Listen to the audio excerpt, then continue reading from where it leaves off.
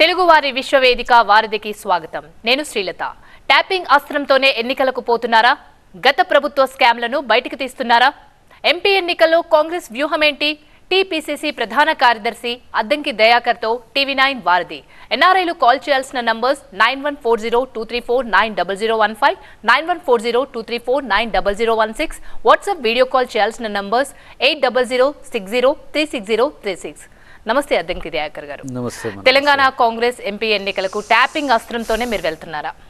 Tapping అనేది of course అది national parties యొక్క ఎజెండా, 23 పార్టీస్ ఎజెండా, అది కాంగ్రెస్ పార్టీతో ఉంటుంది. కానీ ఇక్కడ కాంగ్రెస్ పార్టీ ట్యాపింగ్ ఎజెండాతో ఏం కాదు. డెఫినెట్గా 6 గ్యారంటీల అమలు, డిక్లరేషన్కి సంబంధించిన అంశాలు తెర మీదకి వస్తాయి. డెఫినెట్గా అమలులో ఏ విధమైన సక్సెస్ ఉందనేది ఒకటైతే, ఈ 100 రోజుల్లో జరుగుతున్న అభివృద్ధికి సంబంధించిన అంశాలు సీరియస్గా ప్రజల్లో చర్చ ఉంది. ఆ చర్చను మరింత పాజిటివ్గా మార్చుకునే పనులని కాంగ్రెస్ పార్టీ ఉంది తప్పితే కేవలం ట్యాపింగ్ అంశంతోనే మేమేం ఎన్నికలకు పోవాల్సిన అవసరం అయితే ఉండదని నా అభిప్రాయం. ఓకే, మీరు ఇచ్చిన 6 గ్యారంటీల్లో ఇప్పటివరకు కొన్ని రీచ్ అయ్యాయి, ఇంకా కొన్ని రీచ్ కావాల్సి ఉంది. ప్రజల్లో స్పందన ఏ విధంగా ఉంది దయాకర్ గారు? అట్మోస్ట్ నేనైతే అనుకుంటున్నా ఏంటంటే, ఇంత షార్ట్ టర్మ్లో ఏ ప్రభుత్వం కూడా ఇన్ని అంశాల పట్ల క్లారిటీతో లేదు. తర్వాత కర్ణాటక కూడా దాదాపు ఒక 8 నెలల తర్వాత అక్కడ ఒక క్లారిటీ వచ్చి పథకాల అమలు అనేది ఫ్లోట్ అయింది. ఇక్కడ అట్లా కాకుండా 100 రోజుల్లోనే మేజర్ హామీలకు సంబంధించిన అంశంలో క్లారిటీ వచ్చింది. రేపు ఎలక్షన్స్ తర్వాత చేయబోయే అంశాల్లో మరింత మెరుగైన అవకాశాలను ఇచ్చేందుకు కూడా ప్రభుత్వం సిద్ధంగా ఉంది. ఓకే, అంటే ఇప్పుడు మెయిన్గా 100 రోజుల తర్వాత బీఆర్ఎస్ ప్రభుత్వం మేము 100 రోజులన్నా ఆగుదామని చెప్పేసి 100 రోజులు అయిపోయింది కాబట్టి ఇప్పుడు రైతుల మీదనే ప్రధానంగా ఫోకస్ చేసినట్టు కనిపిస్తోంది. రైతు రుణమాఫీ డిసెంబర్ అయిపోయి చాలా రోజులు అవుతుంది, రైతు రుణమాఫీ ఇప్పటివరకు కాలేదు అంటున్నారు. ఎప్పుడు వస్తుందంటారు? అంటే వాళ్ళలో కనీసం ఎవరైనా ఆలోచన పరులు ఉంటే అర్థమవుతుండే. మేము అక్టోబర్లోనే రుణమాఫీ చేసినాం కదా, 1 ఇయర్ కూడా కాలేదు, ఆర్బీఐ గైడ్లైన్స్ ఉంటాయి అనేది కనీస అవగాహన లేకుండా మాట్లాడుతున్నారు, రాజకీయాల కొరకు మాట్లాడుతున్నారో తెలియదు. కానీ డెఫినెట్గా ఎలక్షన్స్ తర్వాత 2 లక్షల రుణమాఫీ అనేది ఎట్ ఏ టైం అవకాశం ఉంది. వాళ్ళు రాజకీయాల కోసం మాత్రమే రైతు రుణమాఫీ, రైతు భరోసా మీద చర్చలు పెడుతున్నారు. రైతులు అనే అంశాన్ని తెర మీదకి తీసుకొచ్చి ఇప్పుడు అమలు చేయాల్సిన బాధ్యత కూడా ఇప్పుడు ప్రభుత్వం మీద, అంటే కాంగ్రెస్ పార్టీ ప్రభుత్వం మీద ఉండదు, ఇప్పుడు కంప్లీట్ ఎగ్జిక్యూటివ్కి వచ్చేస్తుంది. ఎలక్షన్ కోడ్ అమలైన తర్వాత ఏ డెవలప్మెంటల్ యాక్టివిటీస్ కూడా ఇప్పుడు ఉండడానికి అవకాశం లేదు. కానీ వాళ్ళు రాజకీయాల కోసం కాంగ్రెస్ నిలదీద్దాం ఏదో అని చర్చలు పెడుతున్నారు. అవి ప్రజలు పట్టించుకుంటారనైతే నేను అనుకోను. అంటే రైతు రుణమాఫీ అనేది కూడా చాలా ప్రధాన అంశము. రైతులందరూ కూడా ఎదురు చూస్తున్నారు. అదే వాళ్ళు రైతు రుణమాఫీ చేస్తే వాళ్ళకున్న అప్పులు తీర్చుకోవడమో, పంట పొలాలు వేసుకోవడమో, నెక్స్ట్ దానికి ప్లాన్ చేసుకోవడమో లాంటిది ఉంటుంది కదా. అక్టోబర్, నవంబర్, డిసెంబర్, జనవరి, ఫిబ్రవరి, ఇది మార్చ్. అంటే ఈ ఏమంటారు ఎకనామిక్ ఇయర్లోనే, అంటే మీన్స్ మార్చ్ కంటే ముందు జరిగిన ఎకనామిక్ ఇయర్లోనే రుణమాఫీ జరిగింది. వాళ్ళు చేసిండ్రు ఏది ఆర్బీఐ నుంచి పర్మిషన్ తెచ్చుకొని. సో ఇప్పుడు ఈ ఫినాన్షియల్ ఇయర్ స్టార్ట్ అయిన తర్వాత ఇమీడియట్గా ఉన్న ఏమంటారు బ్యాలెన్స్ని చూసి మాత్రమే మనం చెల్లించాల్సిన ఆవశ్యకత ఉంటుంది. అది ఆర్బీఐ గైడ్లైన్స్ లోబడి ఉంటుంది. కాబట్టి నెక్స్ట్ జూన్ జూలైలోగా 2 లక్షలు ఒకటేసారి అయితే వాళ్ళ మాదిరిగా 25,000 ఉండదు. వాళ్ళకు కూడా అది తెలుసు, కాకపోతే రాజకీయం చేస్తుంది. అది రైతులు అర్థం చేసుకుంటారనేది మాకున్న సమాచారం. ఓకే, సో రైతు రుణమాఫీ అనేది ఇందాక మనం మాట్లాడుతూ చెప్పారు కదా మీరు. సో జూన్ జూలై వరకు 2 లక్షలు ఒకేసారి పడతాయి. ఇంకోటి పాస్ పుస్తకాలు కూడా చాలా మంది రైతులకు రాలేదు. ఆ పాస్ పుస్తకాలు ఇచ్చే ఆలోచన ఉందా? డెఫినెట్గా. అయితే ఇక్కడ ఏమైందంటే ఒక ఇష్యూ ఉంది. ఇప్పుడు ధరణి దాన్ని భూమాతగా దాన్ని మార్చే ప్రయత్నంలో ల్యాండ్ సర్వే జరుగుతుంది. ల్యాండ్ సర్వే అనేది ఇప్పుడు ఒక 2-3 మంత్స్లో అది కంప్లీషన్ తర్వాత ఏమంటాం టైటిల్ ఉన్న వాళ్ళకు పుస్తకాలు అనేది పంచడం అనేది చాలా ఈజీ అవుతుంది. లేకపోతే డిస్ప్యూటెడ్ ల్యాండ్స్ కూడా వాళ్ళే రిజిస్ట్రేషన్ నెంబర్లు వేసుకొని ఎట్లా అక్రమ దందాలు అవుతున్నాయి. పర్టికులర్గా హైదరాబాద్, రంగారెడ్డి లేకపోతే నల్గొండ పరిసర ప్రాంతాల్లో జరుగుతున్న భూదందా అంతా మనకు తెలుసు. కాబట్టి ఒక కేటగిరికల్ సర్వే అనేది ఆంధ్రప్రదేశ్లో గతంలో జరిగి ఉన్నది. తెలంగాణలో కూడా దాన్ని చేయాల్సిన అవసరం ఉండి కేసీఆర్ ప్రభుత్వం అది చేయలేదు. ఊరికనే టైటిల్స్ వాళ్ళు ఇష్టానుసారంగా ఇచ్చిన పోలీస్ స్టేషన్లో సెటిల్మెంట్లతో కూడా భూములు సమస్యలు పరిష్కారం చేసిండ్రు. కానీ ఇప్పుడు అది మళ్ళీ దాదాపు 9 లక్షల అప్లికేషన్స్ ఇప్పుడు పెండింగ్లో ఉన్నాయి కాబట్టి వాటిని అన్నిటిని కూడా పరిశీలించి అప్లికేషన్లో ఉండే ఏవైతే సమస్యలు ఉంటే వాటిని పరిష్కరించి తర్వాత వాళ్ళకి పాస్ పుస్తకాలు ఇవ్వడం అనేది జరుగుతుంది. రైట్ అండి. కాలర్ నరేష్ దుబాయ్ నుంచి కాల్ చేశారు. నరేష్ గారు మేడం నమస్కారం. నమస్తే అండి. అద్దంకి దయాకర్ గారు ఉన్నారు, మీ క్వశ్చన్స్ ఏంటో అడగండి. సార్ మా యొక్క 2 క్వశ్చన్లు దయాకర్ సార్. నమస్కారం సార్. నమస్తే నరేష్. నమస్కారం దయాకర్ సార్. మా యొక్క 2 క్వశ్చన్లు అడుగుతున్నా సార్. 2 క్వశ్చన్లు చెప్పండి సార్. సంక్షేమ పథకాలతోటి కొంచెం అభివృద్ధి అవడు, ప్రజలు ఆర్థికంగా డెవలప్ అవ్వడం కష్టం సార్. కొంచెం ఇండస్ట్రీలు తేవాలి, కంపెనీస్ తేవాలి, అక్కడికి ఉపాధి అవకాశాలు పెంచాలి సార్. ఒకటి ఫస్ట్ క్వశ్చన్. అండ్ సార్ ఈ కేటీఆర్ నియోజకవర్గం సార్, మాది కేటీఆర్ నియోజకవర్గం అది. అయితే అక్కడ నేరల ఘటన సార్, దాన్ని కొంచెం చర్య తీసుకుని సార్. అక్కడ బాగా ఘోరంగా కేటీఆర్ నేరల ఘటన మీద బాగా చర్యలు చేసినప్పుడు మొత్తం దొరపాలన ఇది అక్కడ. అది కొద్దిగా మీరు చర్య తీసుకోండి సార్ కాంగ్రెస్ గవర్నమెంట్. నరేష్ గారు ఎక్కడ సమస్య గురించి మీరు మాట్లాడుతున్నారు? నేరల ఘటన అని చెప్పి కేటీఆర్ నియోజకవర్గం సార్, సిరిసిల్ల. ఓకే. ఒకటి సంక్షేమ పథకాల అంశంలో ఇప్పుడు ఈ 6 గ్యారంటీల్లో దాదాపు 13-14 అంశాలే ముడిపడి ఉన్నాయి.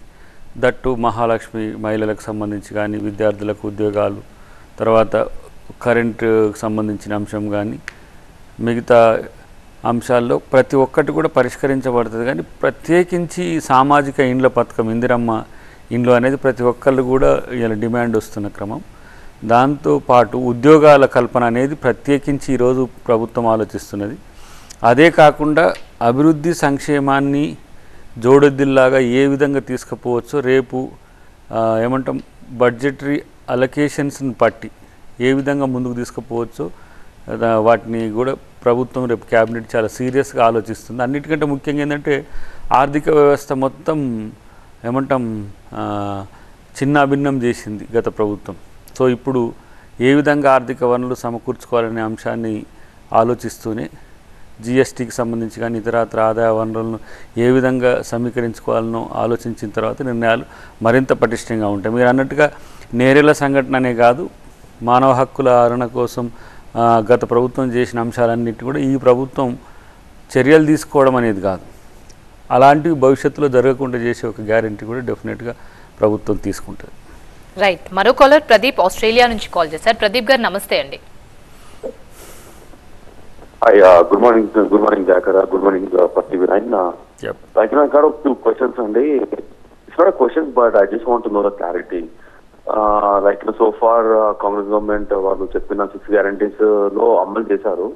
కాకపోతే ఈ సిలిండర్ విషయంలో ఒక్కటి మాత్రము ఫస్ట్ మనం పే చేసిన తర్వాత రీఎంబర్స్మెంట్ అనే దగ్గరనే కొంచెం అపోజిషన్ కానీ లేకపోతే వేరే ఆల్ పార్టీస్ కానీ దాని మీద కొంచెం అలిగేషన్స్ చేస్తున్నాయి.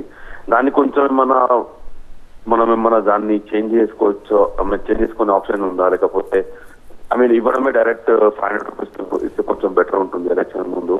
బికాజ్ ఎలక్షన్ లో మళ్ళీ అదొకటి పెద్ద టార్గెట్ అయిపోతుంది కాంగ్రెస్ పార్టీకి. అండ్ సెకండ్ క్వశ్చన్ వచ్చేసి మెయిన్ థింగ్ అండి, ఓవర్సీస్ స్కాలర్షిప్ అనే దాని గురించి కొంచెము ఆలోచిస్తే బాగుంటుంది. ఎందుకంటే రీసెంట్లీ రేవంత్ రెడ్డి గారు వారు ఏం చెప్పారంటే ఏమంటారు ఒక కొత్త కైండ్ ఆఫ్ ప్రాజెక్ట్ కొత్త స్కీమ్ తీసుకొద్దామని చూస్తున్నారు. కాకపోతే తీసుకొచ్చే ముందే చాలా మంది ఎవరైతే వెనుకబడిన వాళ్ళు ఉంటారో వారు అనవసరం అక్కడ వెయిట్ చేసే బదులు ముందే ఇచ్చేస్తే బాగుంటుంది. దాని గురించి ఏదన్నా క్లారిటీ ఇస్తే బాగుంటుంది. థ్యాంక్ యూ అండి. ఒకటి 500 గ్యాస్ సిలిండర్ అనేది సబ్సిడీని వాళ్ళ ఖాతాలకు మరలించాలనేది ప్రభుత్వం యొక్క ఆలోచన. దాన్ని నేరుగా 500 రూపాయలకే సిలిండర్ ఇచ్చే అంశంలో మరి కేంద్ర ప్రభుత్వ సహకారం కూడా అవసరం ఉంటుంది, చూడాల్సిన అవసరం ఉంది. రెండవది ఏదైతే ఎన్ఆర్ఐ పాలసీ లేకపోతే వాటికి సంబంధించిన అంశంలో గల్ఫ్ కార్మికులకు సంబంధించిన అంశంలో డెఫినెట్గా ఒక అడుగు ముందుకేసి అన్ని విషయాల పట్ల రేవంత్ రెడ్డి గారికి క్యాబినెట్ కొంత స్పష్టత ఉన్నది కాబట్టి తొందరలోనే దానికి సంబంధించి ఒక నిర్ణయం తీసుకునే అవకాశం లేకపోలేదు. ఓకే. గత ప్రభుత్వం అప్పటి ప్రతిపక్ష నాయకుల ఫోన్లు అంటే ఇప్పుడు అధికారంలో ఉన్న మీ నేతల ఫోన్లు ట్యాపింగ్ చేసిందా? అవును, అది కామన్ కదా. కాకపోతే ఇప్పుడు బయటపడుతున్నది ఒక్కొక్కటి వెతుకుతుంటే ప్రణీత ఎక్సా వైయా జెడ్ అనేది అది తీగలాగితే డొంక కదులుతున్న పరిస్థితి గమనిస్తున్నాం. కాబట్టి ప్రభుత్వంకు రహస్యాలకు సంబంధించిన అంశంలో నేరస్తులను లేకపోతే శాంతి భద్రతలను లేకపోతే దేశ రక్షణ బాధ్యతలు ఉన్నప్పుడు కొంత ట్యాంపరింగ్ హ్యాకింగ్ అనేది మనం చట్టాల్లో కూడా వారికి వెసులుబాటు ఏర్పాటు చేసినాం. కానీ ప్రైవేట్ వ్యవహారాల్లో కూడా ఇన్వాల్వ్ అయ్యే స్థితికి ఈరోజు గత ప్రభుత్వం చేసిన దుర్మార్గం ఏదైతే ఉందో దాన్ని ఈరోజు బయటపెట్టాల్సిన అవసరం ఉంది. అది రేవంత్ రెడ్డి గారి ఫోన్ కావచ్చు, అద్దంకి దయాకర్ ఫోన్ కావచ్చు, ఇంకా ఎవరైనా కావచ్చు, ఇంకా కొంతమంది ఎవరియో ప్రైవేట్ వ్యక్తులే కూడా ట్యాంపరింగ్ చేసి ఆ సమాచారాన్ని లొంగ తీసుకునే శక్తి అంటే ఏంది? రాజకీయ నాయకులు ఏవైనా బిజినెస్ అట్టాటికి సంబంధించిన లేకపోతే ఇంకా సినిమా ఇండస్ట్రీకి సంబంధించిన వాళ్ళవి కూడా తీసింది అనేది మనకు వస్తున్న సమాచారం. సో ఇలాంటి ప్రైవేటు అంశాల పట్ల పోలీసు వెళ్ళే హక్కు లేదు. ఇంకోటి ఏంటంటే పెగాసిస్ అనేది స్పైవేర్ను ఇండియాలో అమ్మకానికి పెట్టింది అని అంటే మీన్స్ ఇక్కడ వినియోగానికి ఇచ్చింది అని ఆ స్పైవేర్ వల్ల వ్యక్తిగత అంశాలు కూడా భద్రత లేని స్థితికి ఈరోజు ప్రభుత్వం తీసుకొచ్చింది. ఇది గత ప్రభుత్వం తీసుకురావడం అనేది ఎంత మేరకు సబబు అనేది దానికి ఇంటెలిజెన్స్ ఐజీ నుంచి మొదలు పెడితే పోలీస్ ఆఫీసర్స్ వరకు సహకరించిన అనేది ఒక చర్చ ఉంది. కాబట్టి అది మంచి సాంప్రదాయం కాదు. దానికి బాధ్యులైన ప్రతి ఒక్కరిని ఎవరైనా సరే వాటికి సంబంధించి ముద్దాయిలు కనుక అంటే నిందితులు కనుక తేలితే డెఫినెట్గా వాళ్ళ మీద చర్యలు ఉంటాయి. మరో కాలర్ కేఎస్ రెడ్డి టెక్సాస్ నుంచి కాల్ చేశారు. కేఎస్ రెడ్డి గారు నమస్తే అండి, మీ క్వశ్చన్ ఏంటో దయాకర్ గారిని అడగండి. హలో దయాకర్ గారికి నమస్తే. కేఎస్ రెడ్డి గారు నమస్తే అండి. ఇప్పుడు 10 ఏళ్ళ నుంచి ఇప్పుడు టిఆర్ఎస్ గవర్నమెంట్ ఫామ్ అయిన తర్వాత మరి అంతకు ముందు 10 ఏళ్ల ముందు జరిగిన వాటి గురించి పెద్ద పట్టించుకోలేదు. తర్వాత వాళ్ళు ఏమైనా ప్రజలకు ఇవ్వవలసిందో లేకపోతే చేయాల్సిన వాళ్ళకు చేయాల్సిన పనుల గురించి ఆలోచించేశారు. ఇప్పుడు అదే సేమ్ కాంగ్రెస్ గవర్నమెంట్ ఉండే కదా 10 ఏళ్ల కింద కూడా. మళ్ళీ 10 ఏళ్ల తర్వాత వచ్చిన కాంగ్రెస్ గవర్నమెంట్ ఎన్నో హామీలు ప్రజలకు ఇచ్చిన తర్వాత ప్రజలు మీకు మ్యాండేట్ ఇచ్చిండ్రు. దాన్ని చూసి తర్వాత వీళ్ళవేమన్నా మిస్టేక్స్ ఉంటే తర్వాత మీరు లెక్క పెట్టాలి. కానీ మీరు అవి పక్కన పెట్టి కేవలము ప్రజలను ఇచ్చిన వాళ్ళు మీరు ఏదైతే ఉద్దేశంతో ప్రజలు మిమ్మల్ని గెలిపించి మీకు మ్యాండేట్ ఇచ్చారో అది మర్చిపోయి ఇప్పుడు వీళ్ళను టిట్ ఫార్ టాట్ అన్నట్టు కేవలం ఒక పార్టీని ఇది చేస్తున్నారు అనేది ప్రజల్లో వెళ్ళిపోతలేదా? మీకు అనిపిస్తలేదా? నెంబర్ 2 అండి, మీరు ఎంతో కష్టపడ్డారు. మాకు తెలుసు అద్దంకి దయాకర్, నేను నెంబర్ ఆఫ్ టైమ్స్ నేను మిగతా అప్పుడు కూడా పాల్గొన్నప్పుడు నేను మాట్లాడాను మీతోటి. మీరు టిఆర్ఎస్ లోనే ఉండి మీరు ఎంతో ప్రయత్నం చేశారు తెలంగాణ సపరేట్ స్టేట్ గురించి. అది డెఫినెట్లీ మీకు ఆ సరి అయిన గుర్తింపు అనేది తగ్గలేదు. ప్రజలకు అందరికీ అదొక విధంగా బాధగానే ఉందండి. ఇంకొకటి అండి, ఇప్పుడు ప్రతిదీ రాజకీయం చేసే బదులు మీరు ప్రజలకి ఏం చేస్తారు? ఇప్పుడు ఎలక్షన్స్ వచ్చినాయి అంటున్నారు, మీరు గెలవంగానే ఏం చెప్పారు? 9వ తారీఖు నాడు అన్ని పూర్తి చేస్తాం, 2 లక్షల అప్పు తెచ్చుకోండి ఎంబడే చేస్తామన్నారు. ఇప్పుడు ఏమంటున్నారు? ఎలక్షన్స్ వచ్చినాయని. ఎలక్షన్స్ 3 నెలలు అయిందండి మీకు టైం ఉండి, కానీ చెయ్యాలి కదా కనీసం. దాని ప్రయత్నం ఏ విధంగా చేస్తారో అని కూడా ప్రజలకు చెప్పలేకపోయారు. అంటే ఒక పార్టీ అని కాదు, కానీ మీకు ప్రజల మీద ఏం నమ్మకం ఉంటుందో చెప్పండి. నెక్స్ట్ ఈ 5 ఏళ్ళు ఓకే గెలిచారు కాబట్టి మీరు 5 ఏళ్ళు ఉంటారు, మీరు తర్వాత ఆలోచన చేయాలి కదా. మీరు తర్వాత మీకు ఏం జరగబోతుంది? మీకు కూడా అదే జరుగుతుంది కదా. ఇప్పుడు వాళ్ళకి జరిగిందే మీకు జరుగుతుంది కదా. అది ఎందుకు ఆలోచన చేస్తలేరు? ప్రజల గురించి ప్రత్యేకంగా ప్రజల గురించి పట్టించుకోండి. ముఖ్యంగా ఇవాళ నీళ్ళు అనేది మొత్తానికి ఎండిపోయే పరిస్థితి వచ్చింది. అది కేవలం మీ తప్పిదం అనేదే ప్రజలకు వెళ్ళిపోతలేదా? మీకు అనిపిస్తలేదా? మీరు కనీసం మీరు ఒకటి చెప్పండి ప్లీజ్. ఒకటి ఏంటంటే ప్రభుత్వం తను ఇచ్చిన గ్యారంటీలకు సంబంధించిన అంశంలో ప్రతి గ్యారంటీకి అంశంలో పరిష్కారం అవుతున్నదనే విషయాన్ని ఫస్ట్ పక్కన పెట్టి వాళ్ళు వాటర్ మీద ఒక సభ పెట్టుకోవడం, అది నల్గొండ జిల్లాలో.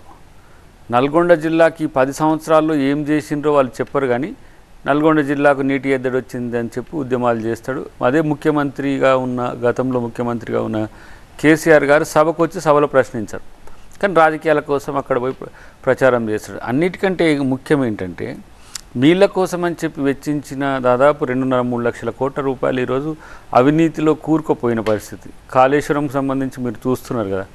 ఈరోజు ఆ కాళేశ్వరం ప్రాజెక్టు నడిచే పరిస్థితి లేదు. 1 లక్ష కోట్ల రూపాయలు కనుక మైనర్ మేజర్ ఇరిగేషన్ కనుక ఇన్వెస్ట్ చేస్తే నార్త్ తెలంగాణ ఏదో సస్యశ్యామలమయ్యేది. ఇప్పుడు 3 నెలల్లోనే కేసీఆర్ నీళ్ళని పెట్టిన నీళ్ళని పట్టుకొని పోయిండా ఓడిపోగానే. అంటే ఏంది, వాళ్ళు చేసింది లేకపోగా ప్రచారం చేసుకోవడం, లేకపోతే టీవీలలో నీళ్ళని గడపడేటట్టు యాడ్స్ ఇవ్వడం, ఇదంతా కూడా చేసిన పరిస్థితి ఉన్నది. పండిన పంటనే కొనలేని స్థితిలో ఉన్నారు. ఇలా వాళ్ళు చేసిన దానికి కక్ష సాధింపు కాదు, లక్షల కోట్ల రూపాయలు దోచుకొని మళ్ళీ రాజకీయాల కోసం మాట్లాడుతున్న తీరును డెఫినెట్గా ఎండగట్టుడు ఉంటుంది. తప్పు ఎవరు చేసినా వాళ్ళకి శిక్ష తప్పదు. డెఫినెట్గా మేము చేసినా కూడా దాన్ని చర్యలు తీసుకుంటామంటే ఎలాంటి సమస్యలు ఉండవు. ఇక నా విషయానికి వచ్చినప్పుడు డెఫినెట్గా అధిష్టానంతో పాటు రాష్ట్ర పార్టీ కూడా చాలా సీరియస్గా ఉంది. అతి త్వరలో ఒక మంచి అవకాశాన్ని దయాకర్కి ఇవ్వడానికి ఏం పెద్ద సమస్య లేదు. నేనెందుకు దాన్ని సమస్యగా తీసుకోనంటే డెఫినెట్గా అధిష్టానం దృష్టిలో ఉన్నది, సందర్భాన్ని బట్టి అవకాశం కూడా ఇచ్చే పరిస్థితి ఉన్నది. మీరు అన్నట్టుగా 6 గ్యారెంటీలు అమలే కాదు, భవిష్యత్తులో డిక్లరేషన్స్ ఉన్నాయి, మేనిఫెస్టో ఉంది. దాని మీద సీరియస్గా కాంగ్రెస్ పార్టీ దృష్టి సారిస్తుంది అనే విషయాన్ని మీరు సూచనగా ఇచ్చిన దాన్ని ప్రశ్నగా మార్చింది కాబట్టి ప్రశ్న అయినా సూచన అయినా దాన్ని డెఫినెట్గా ప్రభుత్వం తీసుకుంటుంది. Yeah, same question. MLA ticket రాలేదు, ఎమ్మెల్సీ వస్తుంది అనుకున్నారు, అది రాలేదు. కంటోన్మెంట్ సీటు అనుకున్నారు, అది కూడా రాలేదు. ఇప్పుడు ఎంపీ ఎన్నికల్లో కూడా మొండి చెయ్యి. ఎందుకు అద్దంకి దయాకర్ను కాంగ్రెస్ పక్కన పెట్టింది అనుకోవచ్చా? అద్దంకి దయాకర్ మీద ప్రేమ ఎక్కువ ఉన్నది, త్వరలో అతి పెద్ద అవకాశం కల్పిస్తుంది అది. కాబట్టి దాని కొరకు వెయిట్ చేయాలి. అద్దంకి దయాకర్ కాంగ్రెస్ అమ్ముల పొదులు అస్త్రం అని ఎందుకు అనుకోవట్లేరు? ఎవరో బయట నుంచి వచ్చే వాళ్ళకు రాగానే టికెట్ ఇవ్వగలిగిన సామర్థ్యం ఉన్న మా నాయకత్వం నన్ను ఏదో పక్కన పెడుతుంది అనుకోవడం, మన వాళ్ళు కూడా పెట్టినట్టుంది నిన్న తెలంగాణ త్యాగరాజు అద్దంకి దయాకర్ అని. త్యాగరాజు ఏం కాదు, ప్రత్యామ్నాయం ఉంటుంది. డెఫినెట్గా పార్టీ కొన్ని సందర్భాల్లో కొన్ని అంశాల పట్ల నేను సందర్భోచితంగా పార్టీకి సహకరించగలను, సమయంతో ఉండగలను, భవిష్యత్తు కోసం దయాకర్ ఉండగలడు అనే ఉద్దేశంతో పార్టీ ఆలోచిస్తుంది తప్పితే ఎవరో బయట నుంచి వచ్చిన వాళ్ళకి సైతం ఎమ్మెల్యేలు, ఎంపీలు, మంత్రులు చేసిన పార్టీ అద్దంకి దయాకర్ని విస్మరిస్తుందని అనుకోవడం అనేది అది తప్పు. డెఫినెట్గా పార్టీ కోసం అద్దంకి దయాకర్ ఒక సోల్జర్గా పనిచేస్తారనేది మాత్రం నేను చెప్పగలను. ఓకే, రాహుల్ సియాటల్ నుంచి కాల్ చేశారు. రాహుల్ గారు నమస్తే అండి.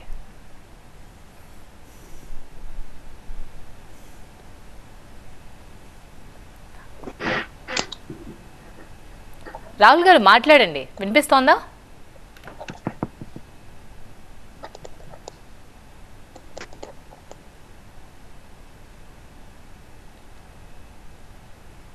రైట్. అయితే ఇప్పుడు కవిత అరెస్ట్ ఎలక్షన్స్ కూడా స్టంట్ అని చెప్పేసి పార్టీలు చెప్తున్నాయి కదా, నిజంగా ఎలక్షన్ స్టంట్ అంటారు? ఎలక్షన్ స్టంట్ అనే దానికంటే బీజేపీ మార్క్ ఒక పొలిటికల్ డ్రామా డెరివేషన్ అనేది జరిగింది. నేను గతంలో కూడా మన టీవీలో కూడా వారధికి వచ్చినప్పుడు చెప్పిన ఢిల్లీ లిక్కర్ ఫైల్స్ అనే ఒక మూవీ తీస్తే దాంట్లో మోదీ షా డైరెక్షన్లో నడుస్తున్న డ్రామా ఇదంతా. ప్రత్యేకించి ఒక్కటే లుకానా దాంట్లో కనబడుతుంది మనకు. లెఫ్టినెంట్ గవర్నర్ అనేటైన అల్టిమేట్ డిసిషన్ మేకర్ లిక్కర్ సంబంధించిన అంశంలో. మరి లెఫ్టినెంట్ గవర్నర్ను సస్పెండ్ చేసి పక్కన పెట్టండి, ఎందుకు ఆయన మీద శిక్షలు లేవు? ముఖ్యమంత్రిగా ఉన్న కేజ్రీవాల్ మీద వచ్చింది, ఓకే, దాన్ని అకార్డింగ్ టు లా వాళ్ళు చేయొచ్చు. దాంట్లో ఎవిడెంట్గా ఉన్న నిందితురాలుగా ఉన్న ఆమె కంప్లీట్గా ముద్దాయిగా మారింది, కాదనలేం. కానీ లెఫ్టినెంట్ గవర్నర్ ఎటుపోయింది అనే దగ్గర బీజేపీకి కానీ, కేంద్ర ప్రభుత్వానికి కానీ, ఈడీకి కానీ, సిబిఐకి కానీ ఎలాంటి అంచనాలు లేవు. కాబట్టి అది డ్రామా అని తేలిపోతున్నాయి. అది ఈ ఎలక్షన్స్ కొరకు చేస్తున్న అతిపెద్ద పొలిటికల్ స్టంట్ అని నేను అనుకుంటాను. ఓకే, రాహుల్ సియాటల్ నుంచి కాల్ చేశారు. రాహుల్ గారు వినిపిస్తోందా? వినిపిస్తుందండి. నమస్కారం అండి. నమస్తే అండి. మీ క్వశ్చన్స్ ఏంటో దయాకర్ గారు ఉన్నారు, అడగండి. నమస్తే బ్రదర్. అన్న మాది మహబూబ్ నగర్ అన్న. నేను ఇక్కడ Indian overseas Congress Seattle member ని. మొన్న 100 days ఫంక్షన్ కూడా మేము చాలా గ్రాండ్ గా చేసినాం అన్న. Almost 300 people. సో మూడు పాయింట్స్ చెప్దాం అనుకుంటున్నాను నేను. Hello, okay. ఫస్ట్ థింగ్ మిమ్మల్ని అప్రిషియేట్ చేయాలన్న, ఎందుకంటే ఇప్పుడు ఇన్ని పార్టీ టికెట్లని అదని ఇవన్నీ జరుగుతున్నప్పటికి కూడా మీరు మీ రాజకీయ నేపథ్యం కానీ లేకపోతే మీ ఉద్యమ నేపథ్యం కానీ ఏదున్నా కూడా చాలా స్ట్రాంగ్ గా మీ ఇంటర్వ్యూస్ అన్ని చూస్తుంటే చాలా అప్రిషియేట్ చేసేటట్టు ఉంటదన్న. థాంక్యూ. రెండో విషయం ఏంటంటే మీలాంటి వ్యక్తులు అంటే లైక్ ఈ ఒక భాషా పరిజ్ఞానం, విషయ పరిజ్ఞానం ఉన్న వ్యక్తులు ఒక పర్టికులర్ కమ్యూనిటీకి కాకుండా కంప్లీట్ గా మీరు తెలంగాణ సమాజం కోసం ప్లస్ రాష్ట్ర పౌరులు అని చెప్పి మీరు తీసుకునే స్టాండ్ మాత్రం always it is something that we all appreciate అన్న. అది రెండు.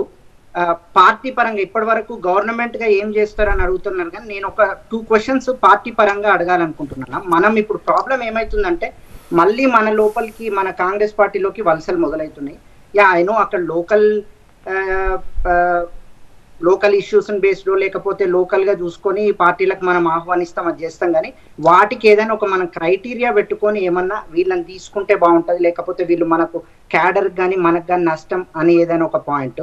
నెంబర్ 2, మన నాయకులే ఇప్పుడు మళ్ళీ స్టార్ట్ అయింది మీడియా ముందుకు వచ్చేసి పెద్దలు వి హనుమంతరావు గారు లాంటి వాళ్ళు కానీ ఇట్లాంటి వాళ్ళందరూ వచ్చేసి మీడియా ముందు మాట్లాడుతున్నారు. అది మనకు కొంచెం నష్టం ఏమైనా చేకూరుస్తుందేమో, దాని మీద మీలాంటి వాళ్ళు రేవంత్ అన్న దృష్టికి కానీ లేకపోతే హైకమాండ్ దృష్టికి కానీ ఏమైనా తీసుకెళ్తున్నారు. ఇవి పాయింట్స్. గుడ్. అంటే థర్డ్ అనేది చాలా వాల్యుబుల్ ఉన్నది. చేరికలు అనేది తాత్కాలికంగా తప్పవు, ఎందుకంటే కొన్ని ప్రాంతాల్లో పార్టీ బలహీనంగా ఉన్న పరిస్థితిని గమనించినందుకే అధిష్టానం కానీ ఇటు ముఖ్యమంత్రి గారు కానీ ఆ అంశంలో కొంత ప్రోత్సాహం ఉన్నమాట వాస్తవం. బట్ ఎంత మేరకు అవి ఏమంటాం పాజిటివ్గా ఉంటాయో అంత మేరకే చేరికలు ఉంటాయి. రెండోది, మాట్లాడితే ప్రభుత్వానికి ఇబ్బంది ఉంది, ప్రభుత్వం నష్టపోతుంది అని చెప్పేటోళ్ళు కొంత సమాధానం చెప్పాల్సిన పరిస్థితులు కొన్ని చేరికలను లేదంటే కొంతమందిని సమాధానం చెప్పే పరిస్థితి ఉంటుంది. కానీ భవిష్యత్తులో రియల్ కాంగ్రెస్ ఫైటర్స్కు, కాంగ్రెస్ లీడర్స్కు కాంగ్రెస్ పార్టీ గుర్తింపునిస్తుంది. ఈ ఎంపీ ఎలక్షన్స్ తర్వాత మీరు కాంగ్రెస్ మార్కు ప్రభుత్వాన్ని మీరు చూసే అవకాశం ఉంటుందని నా యొక్క అభిప్రాయం. ఇక నా విషయంలో మీ కన్సర్న్ కాదు, నాకు తెలిసి ఆ ఆర్కిటికా ఖండంలో నుంచి తప్పితే ఆ జనం లేనోళ్ళు తప్పితే ప్రతి ఒక్కరికి కన్సర్న్ ఉన్నది. But I'm with party, I'm for the party always. But చూద్దాం రేపటి రోజున అధిష్టానం నన్ను ఏ విధంగా వినియోగించుకోవాలనుకుంటున్నాను అనేది వాళ్ళ డిస్క్రిప్షన్కి వదిలేసిన ఇటు ముఖ్యమంత్రి గారికి అన్ని విషయాల్లో అవగాహన ఉన్నది కాబట్టి పెద్దగా నేను దాని మీద ఏమంటాం పెద్దగా నేను సమస్యగా ఫీల్ కావట్లేదు. బట్ చాలామంది ఏంటంటే కొత్త వాళ్ళు వచ్చి అధికారంలో పాలు పంచుకోవడము, టికెట్లు తీసుకోవడము, మంత్రులు కావడము అనేది కొంతమందికి నా పట్ల కలవరం ఉండొచ్చు. కానీ డెఫినెట్గా మంచి నిర్ణయం అధిష్టానం తీసుకోబోతుందని నాకున్న సమాచారం. గ్యారంటీల అమలులో ఇన్ని రోజులు చూపించిన దూకుడిని ఎంపీ ఎలక్షన్స్ తర్వాత కూడా చూపిస్తారా? డెఫినెట్గా. ఎందుకంటే ఇది తక్కువ సమయం ఉంది. వాస్తవానికి 100 రోజులు అనేది ఎలక్షన్స్ కంటే ముందే 17వ తారీఖుతోనే అయిపోతున్న క్రమం. బట్ కొంత ఆర్థిక వెసులుబాటు కలిగినాక కనుక ఎలక్షన్స్ వచ్చి ఉంటే ఆ 6 గ్యారెంటీల్లో ఉన్న 13-14 అంశాలు ఫుల్ఫిల్ అయ్యాయి. ప్రత్యేకించి మహిళలకు మహాలక్ష్మి పథకం అనేది ఒక డ్రీమ్ మాది. ఎందుకు కర్ణాటకలో అది అమలు చేయగలిగినాం. ఇక్కడికి వచ్చే వరకు అభ్యర్థులు ఏమంటాము లబ్ధిదారుల ఎంపిక అనేది ఒక సంక్లిష్టంగా మారిన పరిస్థితి ఉన్నది.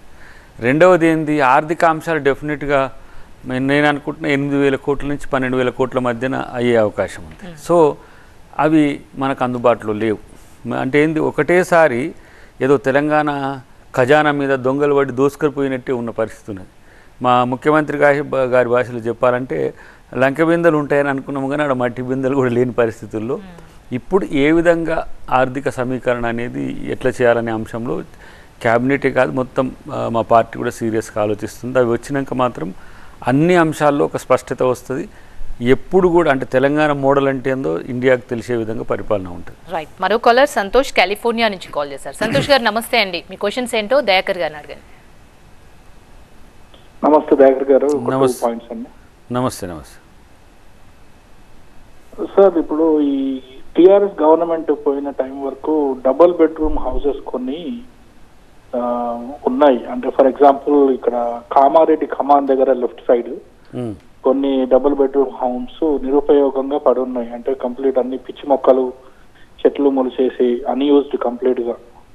అలాగే హుస్నాబాద్ ఏరియాలో కొన్ని ఉన్నాయి. అలా స్టేట్ వైడ్ కొన్ని కంప్లీట్ అయినవి, లేదు నియరెస్ట్ కంప్లీషన్ స్టేటస్ లో ఉన్న కొన్ని. సో ఇలా డబుల్ బెడ్రూమ్ హౌసెస్ ఉన్నాయి. అవన్నీ మీరు కన్సాలిడేట్ ఏమైనా చేశారా? చేసి పూర్ పీపుల్ కి ఇస్తే పాపం ఇల్లు లేని వాళ్ళకి ఒక ఇల్లు వచ్చినట్టుగా ఉంటుంది. దాని గురించి మీ దగ్గర ఏమైనా ప్రణాళిక ఉందా? ఆల్రెడీ కన్స్ట్రక్షన్ అయిపోయి కంప్లీట్ నిరుపయోగంగా పడున్నవి కొన్ని చిన్న చిన్న మరమ్మతులు చేసిన రెడీ టు ఆక్యుపెన్సీ ఉంటాయి. సో అలాంటి ప్లానింగ్ ఏమైనా ఉంటే చెప్పండి. Second sir, in continuation this unused buildings, for example Gachibowli sports complex ని లాస్ట్ టైం కోవిడ్ టైంలో అప్పుడు కేసీఆర్ గారు Telangana institute of medical sciences చేస్తామని చెప్పేసి అన్నారు, అది కాలేదు. It was I think 9 floors building అనుకుంటా.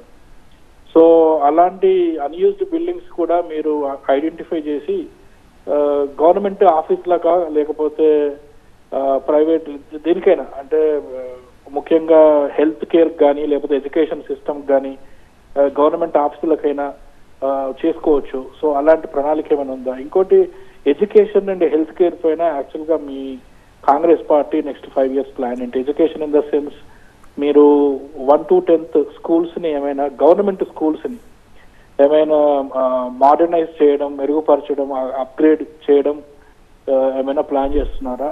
Health system also, like government hospitals, most of the hospitals are outdated, under staff and non hygienic.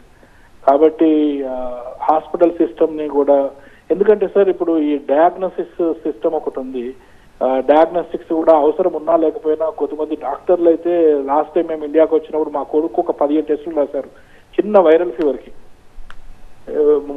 కాబట్టి చిన్న చిన్న వాటికే 10, 15, 20 రకాల టెస్టులు రాసి 30-40 వేలు తీసుకుంటున్నారు. కాబట్టి ఇది కూడా ఒక మంచి ఐడియా. అంటే గవర్నమెంట్ హాస్పిటల్లోనే డయాగ్నోస్టిక్ సెంటర్ లాగా ఒకటి పెడితే పూర్ పీపుల్ కి అక్కడ కూడా కొంత ఖర్చు తగ్గుతుంది, ఈ బాగుంటది. అది మీకు చెప్పాలంటే ఒక రిమార్కేబుల్ డెవలప్మెంట్ లాగా మీరు హెల్త్ కేర్ సిస్టమ్ ని తీసుకొచ్చినట్టుగా కాంగ్రెస్ కు మంచి పేరు వచ్చే అవకాశం ఉంది. దాని గురించి ఇవన్నీ ప్రశ్నల కంటే ఎక్కువ సూచనలుగా మంచిగా ఉన్నాయి, వాటిని తీసుకోవచ్చు. కానీ ఫస్ట్ ఈ కట్టిన ఇండ్లకు సంబంధించిన అంశంలో ఒక సెర్చ్ కమిటీ డెఫినెట్గా తొందరలోనే వేస్తారు. హైదరాబాద్లోనే గతంలో జేఎన్ఎన్ఆర్ఎం కింద మిగతా అంశాల్లో కట్టిన ఇండ్లు దాదాపు 23,000 పైచిలకు ఉన్నాయి అనేది ఒక ప్రైవేట్ అంచనా.